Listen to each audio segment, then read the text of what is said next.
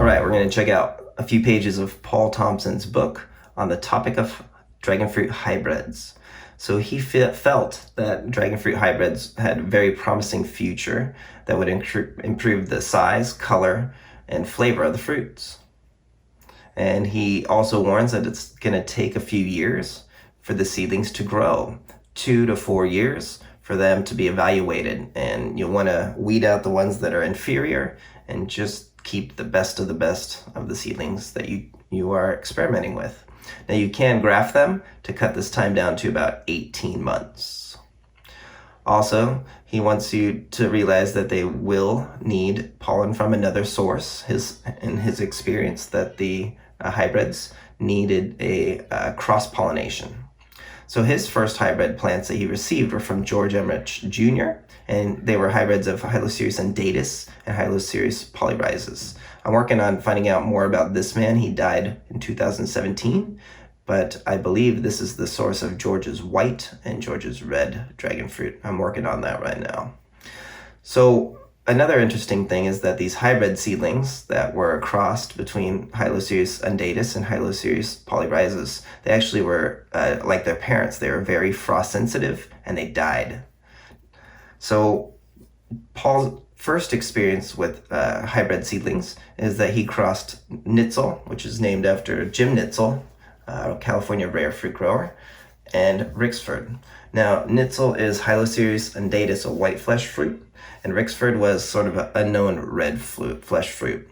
He thought they both tasted great, and you could see that he had 8 seedlings, and 1 was eaten by rabbits.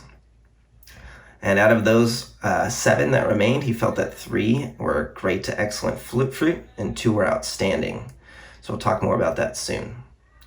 In addition, he talks about that Nitzel and Rixford were both very frost sensitive. However, the seedlings with their hybrid were more vigorous and could withstand more cold, which was a great observation.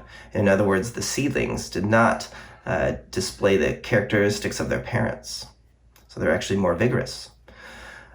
So he did notice that all of his seedlings need to be cross-pollinated, as you can see, and that temperature and humidity were factors for fruit set. Now, be warned that seedlings 7S and 8 are crosses between different hybrids. So it's Hooten and Rixford. Both were red-fleshed, and this is where Sugar Dragon became a seedling out of these 2 crosses. And it's actually universal pollinator, so it's so interesting that some are sterile, and then this cross of 2 red flesh resulted in a universal pollinator. So really cool, interesting things. So now let's talk about the most important part of this book, in my opinion, is his seedlings for his hybrids. So as you can see, they started between 1998 and 2000, and 1S is Physical Graffiti. I think it's a phenomenal fruit, and you can see what he said about that, and he gave it to California rare fruit growers, where we have it and love it now. 2S is going to be Cosmic Charlie. So you can see it's a deep red flesh, good to excellent flavor, nice sized fruit. So that's Cosmic Charlie.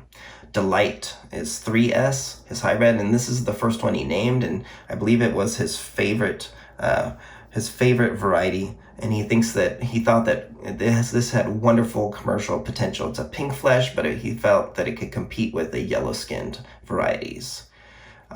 It also grows pretty quick, and it is a very vigorous variety, in my opinion. However, I have not had the fruit yet, so I can't wait to have my Delight produce a fruit.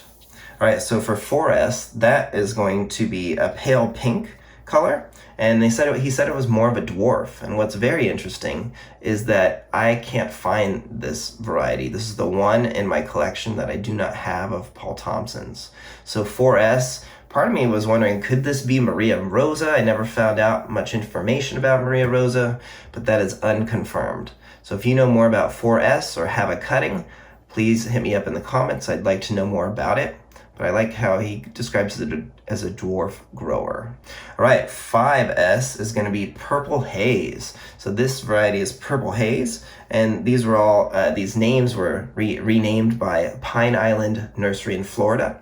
So you could see that somehow they got a hold of these cuttings and they renamed them. So 5S is Purple Haze, excuse me. You could see how he says it's no improvement of the parent plants. 6S died from frost, and 7S died from frost as well. Remember, this was a different cross. And 8S is Sugar Dragon. The universal pollinator felt it had excellent flavor for 8S, as you could see. And again, this was a hybridized dragon fruit cross with Houghton and Rixford, which were both red-fleshed.